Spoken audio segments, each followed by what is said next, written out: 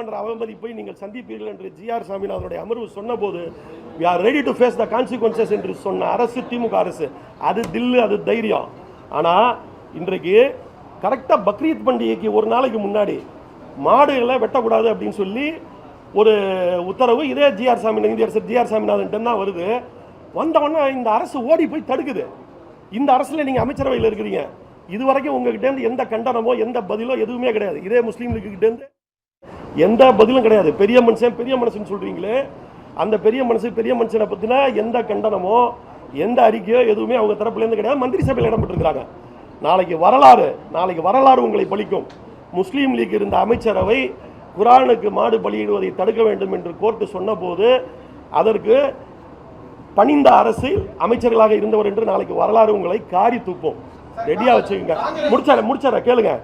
அப்படியே அந்த அதுக்கப்புறம் பார்த்தீங்கன்னாலும் கூட இந்த கோர்ட்டில் போய் இந்த அரசாங்கம் சொல்லுது நாங்கள் உரிய பாதுகாப்பெல்லாம் கொடுத்து வச்சுட்டோம் அப்படின்னு சொல்லி ரிட்டனாக போய் சொல்கிறாங்க. நீங்கள் கொடுத்த ஜட்ஜ்மெண்ட்டுக்கு நாங்கள் ஒபே பண்ணிட்டோம் ரிட்டனாக சொல்கிறாங்க. இது ஏதோ இஸ்லாமியர்கள் மாடு பலி கொடுக்குறதோட நிற்க போகிறதில்ல. பல்வேறு சிறு தெய்வ வழிபாடுகள் கிராம கோயில்களில் இன்றைக்கும் ஆடு மாடு பலி கொடுக்குறது இருக்குது. இன்றைக்கு இங்கே வந்து கிடைக்கிறது நாளைக்கு அங்கேயும் வந்து கிடைக்கும். மாடு வெட்டுறதுதான் ஒரு இஷ்யூ கிடையாது. நாட்டுல பல்வேறு விஷயம் இருக்குது, பெரிய பிரச்சனைகள்லாம் இருக்குது. இதெல்லாம் ஒரு பிரச்சனை கிடையாது. இதை பொறுத்து பேச வேண்டிய அவசியம் கிடையாதுன்னு சொல்லி கிறிஸ்டோபர் திலக் சொல்றாரு. வேற என்ன சொல்லுவார் அவரு?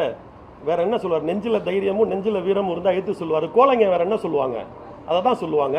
வேணா அவர் சொந்த ஒரு கன்னியாகுமரி மாவட்டம் தானே. அங்கே இருக்கக்கூடிய கிறிஸ்தவர்கள்ட்ட நாளிலேருந்து நீங்கள் பீஃப் திங்கக்கூடாதுன்னு சொல்லி பாருங்களேன். அங்கே காங்கிரஸ் ஜெயிக்குதான்னு நான் பார்க்குறேன். ஏற்கனவே திரையிட்டது, இப்போ திரையிடலை, நிறுத்தி வைக்கிறாங்க. அதை அரசே தடை செய்யுது. அதான் நான் பேச வேண்டியது நீங்களே பேசுறீங்க.